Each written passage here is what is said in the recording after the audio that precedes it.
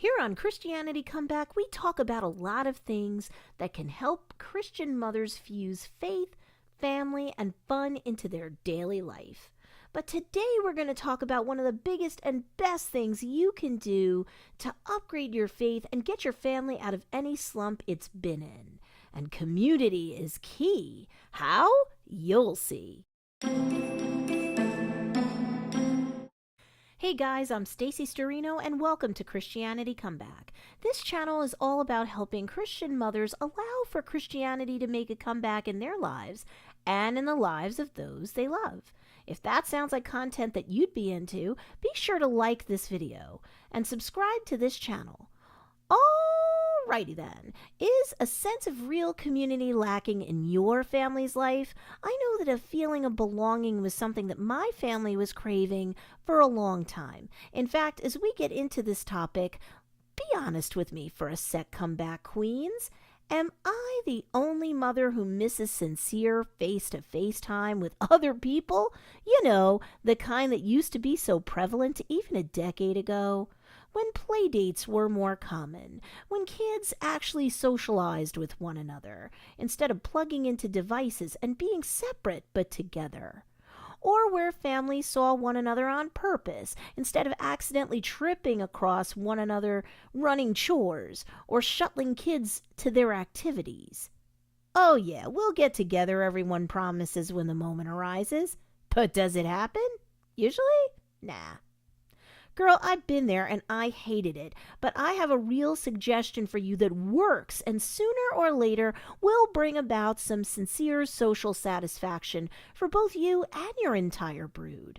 Sure, we connect with other people through things like internet communities, and it's super sweet when they're supportive and not just a place to moan and groan. But still, all of the Instagram-worthy posts of happy, shiny, practically photoshopped people and their equally gorgeous possessions that populate our feed today.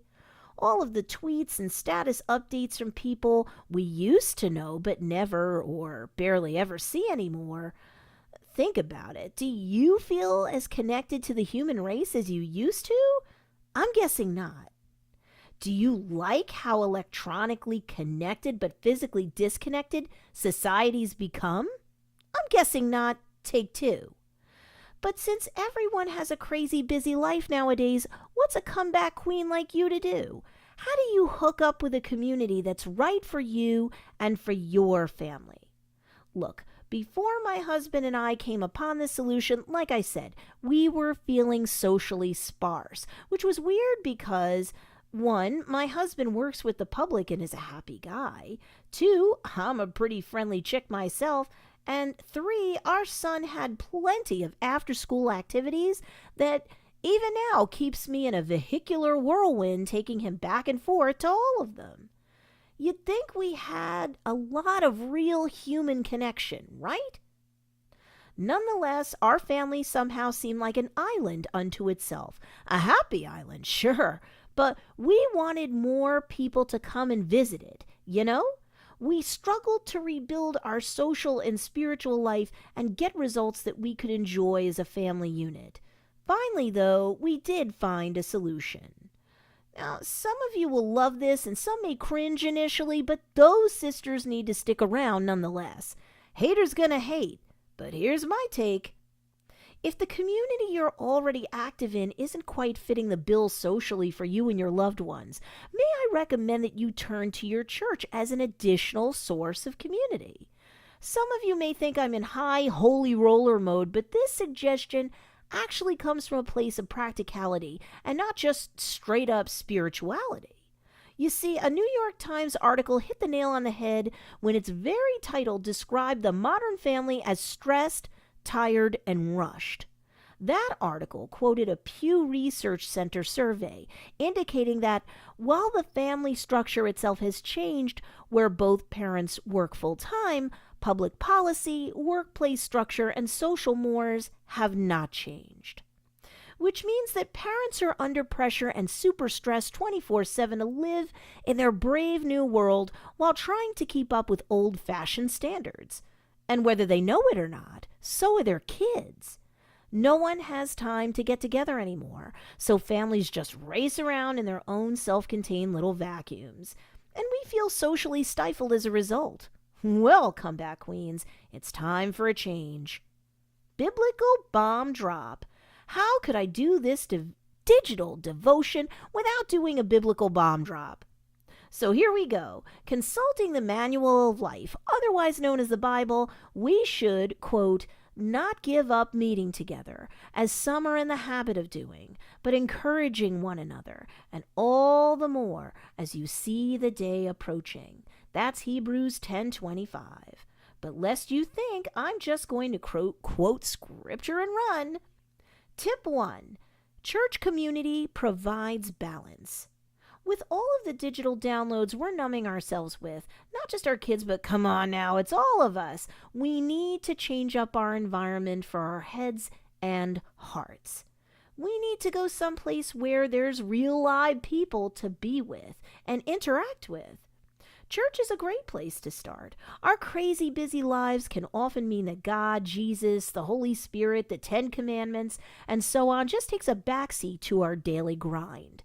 For Christianity to really make a comeback in your life and the lives of those you love, it's a good idea to get grounded in the church community of your choice. Children, especially when they're young, can really soak in the morals and standards that are discussed in church, both in and out of active worship time.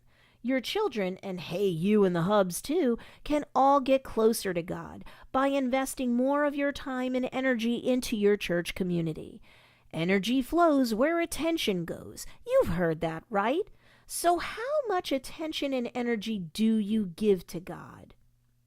Relax. If you don't give enough right now, that's okay. Actively meshing more with your church community will help turn things around for you and your family sooner or later. It's better than treating the concept of church on Sundays like some sort of toll booth to God on the highway of life.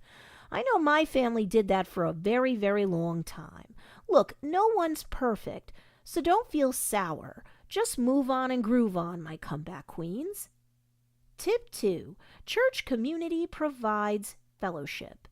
Okay, true confession time. When my family began throwing itself more into the whole active church community member thing, it took a while. So I'm not going to say that this point equals a quick fix. I mean, who knows? For you, it might happen relatively quickly, where you make the decision to interact with others at church instead of running in, punching the spiritual time card and running out, kids in tow, and boom, you're an active insider, making new friends, and everything is awesome.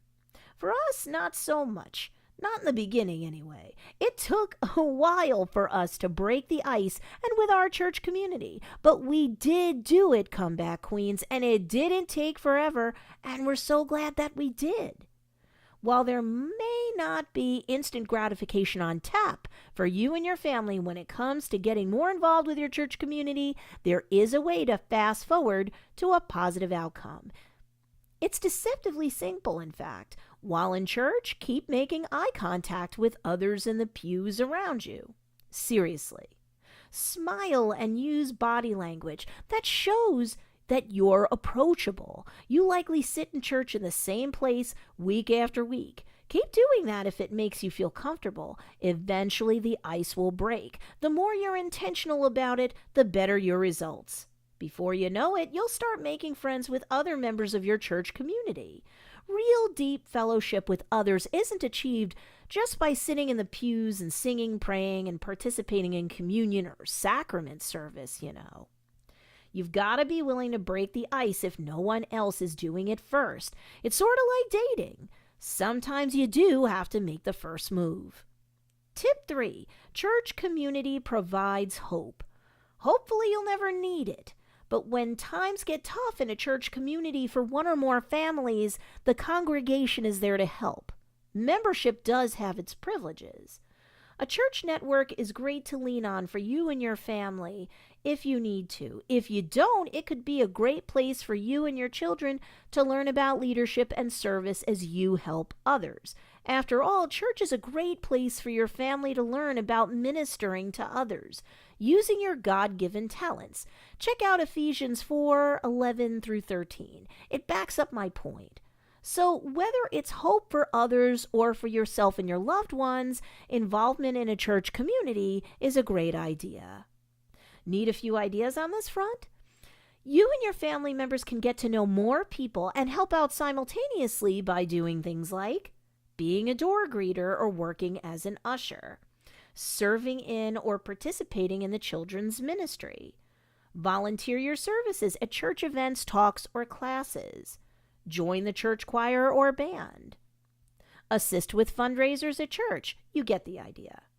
Importantly, your family will not only be less lonely, but you and your children will learn about compassion, big time. After all, working for the benefit of others, especially the less fortunate, reinforces just how lucky your family is.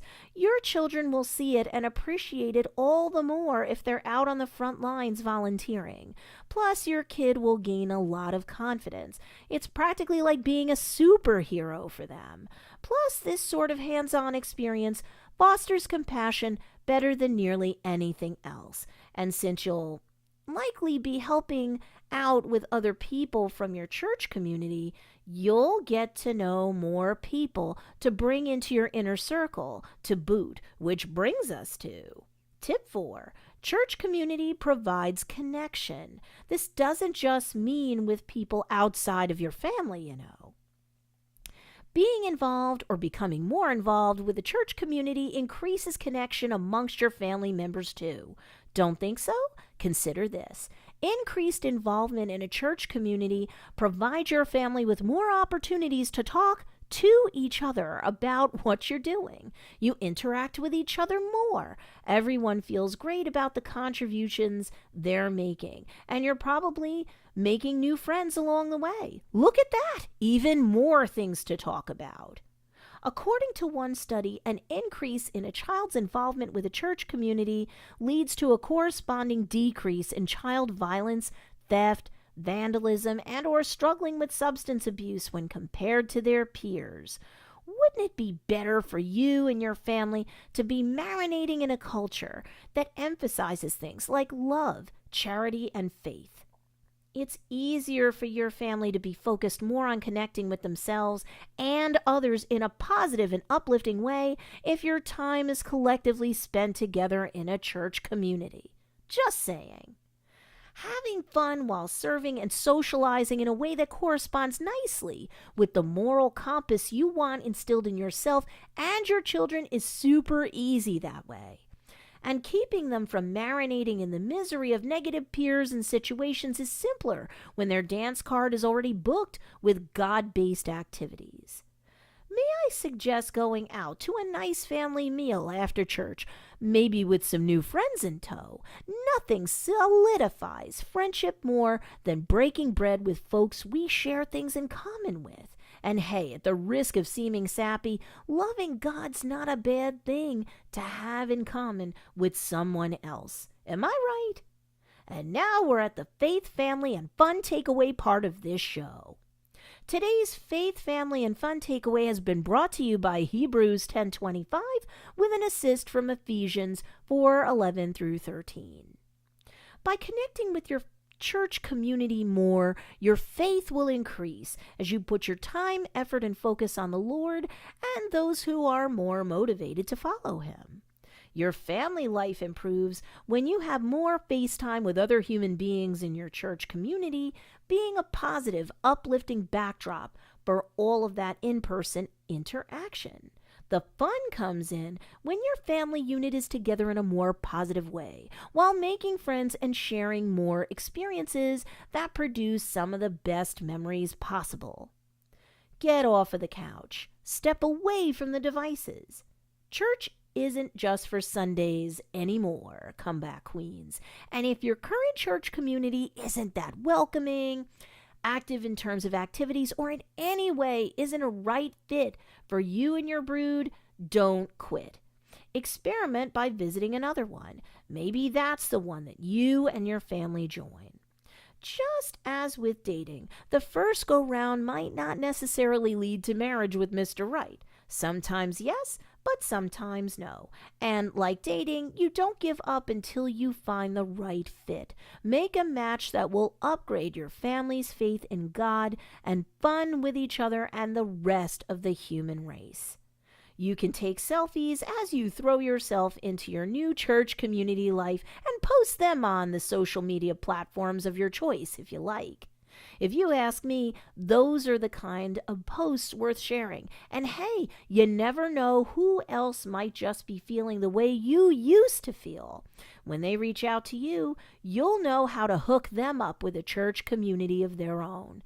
Everyone should enjoy a major Christianity comeback in their lives, no? Sharing is caring, after all, my comeback queens. So let me know. Are you part of a church community? If not, why not? If so, is it the right one for you? And how can you upgrade your family's involvement in that community? If it's important that you can figure this stuff out and not just live life on autopilot, whether it involves your faith or anything else in life. So share in the comments below. If this is your first time here at Christianity Comeback, I would love to have you subscribe, because this channel is all about you fusing faith, family, and fun into your daily walk with Christ. Thank you for letting me be a small part of that. It's an honor. Subscribe and be sure you check in weekdays for another episode.